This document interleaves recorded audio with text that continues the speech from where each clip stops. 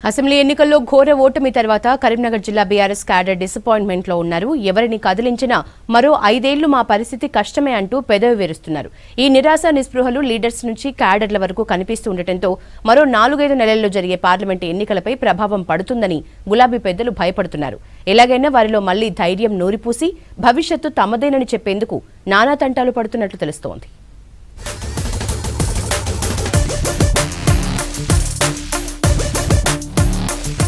దాదాపు 10 ఏళ్లు పదవిని ఎంజాయ్ చేసిన బీఆర్ఎస్ నేతలు ఇప్పుడు ఓడిపోగానే ఎటు పాలుపోక తీవ్ర నిరాశలో ఉన్నట్టు కనిపిస్తోంది. అలా చేయాల్సింది కాదు, ఇలా చేస్తుంటే మళ్లీ మనమే అధికారంలోకి వచ్చేవాళ్లమంటూ వాళ్లకు వాళ్లే తర్జన భర్జనలు పడుతున్నారని చెప్పుకుంటున్నారు.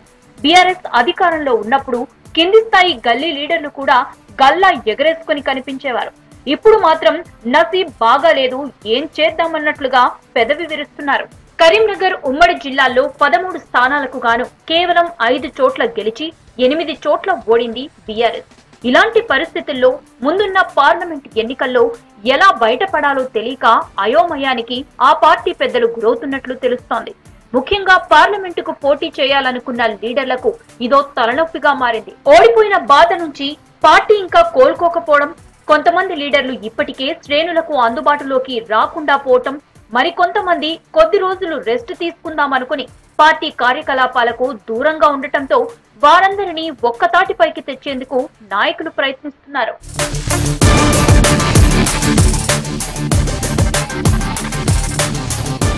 మొన్నటిదాకా పిల్లి కూనల్లాగా ఉన్న కాంగ్రెస్ క్యాడర్ అంతా గెలుపు కిక్కుతో ఫుల్ గా రోడ్లపైకి రావడంతో బీఆర్ఎస్ కార్యకర్తలంతా గప్చుప్ అయిపోయారు. ఓటమి భారం ప్రతి ఒక్కరిని కుంగతీస్తుంటే ఇంటా బయట సమాధానం చెప్పుకోలేకపోతున్నామని నేతలు క్యాడర్ మదన పడుతున్నట్లు చెప్పుకుంటున్నారు. పవర్ లో ఉన్నప్పుడు జరిగిన తప్పులపై ఇప్పటికే ఇంటర్నల్ చర్చలు జరుగుతుండగా కొందరు బీఆర్ఎస్ లీడర్లు బహిరంగంగానూ సోషల్ మీడియా వేదికలపై ఇలా చేసుండాల్సింది కాదంటూ గతంలో తాము చేసిన తప్పులను పరోక్షంగా ప్రస్తావిస్తున్నారు. ఇలాంటి మూడ్ నుంచి పార్టీ శ్రేణులను బయటకు రప్పించేందుకు జిల్లాలోని ముఖ్య నేతలు ప్రణాళికలు సిద్ధం చేస్తున్నారు.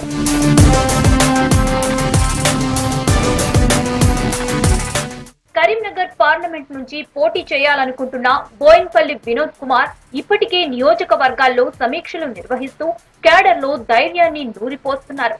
భవిష్యత్తు మళ్లీ మనదేనని, ఓటమితో నిరాశ చెందవద్దని వారికి నచ్చచెప్పే ప్రయత్నం చేస్తున్నారు. రాబోయే పార్లమెంటు ఎన్నికల్లో సత్తా చాటడం ద్వారా మళ్లీ బీఆర్ఎస్ అంటే ఏంటో చూపిద్దామంటూ వారికి ధైర్యం చెబుతున్నారు. ఇలాంటి కార్యక్రమాలకు క్యాడర్ హాజరవుతున్నా అప్పటికే తలూపి వెళ్లిపోతున్నారని తెలుస్తోంది.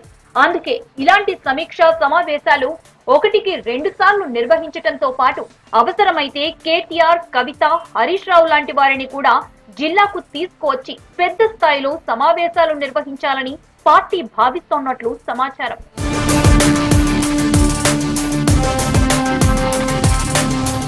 కాంగ్రెస్ పార్టీ ఇచ్చిన 6 గ్యారంటీలు ఎలాగూ అమలు చేయలేక చేతులెత్తేస్తుందని బీఆర్ఎస్ నేతలు ఊహిస్తున్నారు.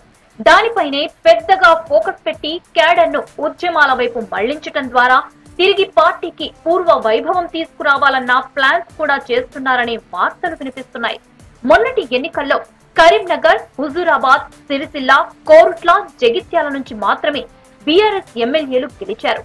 వీరు ప్రధానంగా క్యాడర్ తో మాట్లాడే బాధ్యతలు తీసుకుని ఓడిపోయిన నియోజకవర్గాల్లోని ఇన్ఛార్జీలతో సమన్వయం చేయాలని నిర్ణయించారు. ఓడిపోయిన లీడర్లు కూడా రెస్ట్ తీసుకోకుండా తిరిగి నియోజకవర్గాల్లో పర్యటించేలా ప్లాన్ చేసుకోవాలని పార్టీ పెద్దలు ఆదేశించినట్లు తెలుస్తోంది.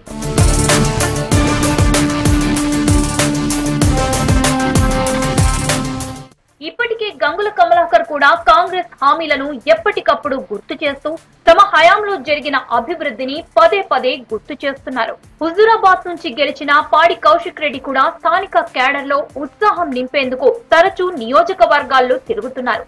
చొప్పదండి మాజీ ఎమ్మెల్యే సుంకే రవిశంకర్ ఓడిపోయినప్పటికీ జనాల్లోనే ఉంటూ క్యాడర్ తో సమావేశాలు నిర్వహిస్తున్నారు. కాంగ్రెస్, బీజేపీ నేతలు చేసే ఆరోపణలను రవిశంకర్ ఎప్పటికప్పుడు తిప్పికొడుతూ ముందుకు పోతున్నారు. అయితే మానకొండూరు, హుస్నాబాద్, పెద్దపల్లి, రామగుండం, మంథని, వేములవాడ, ధర్మపురి నుంచి ఓడిపోయిన బీఆర్ఎస్ అభ్యర్థులు మాత్రం ఇంకా నియోజకవర్గ ప్రజలతో మమేకం కావడం లేదు.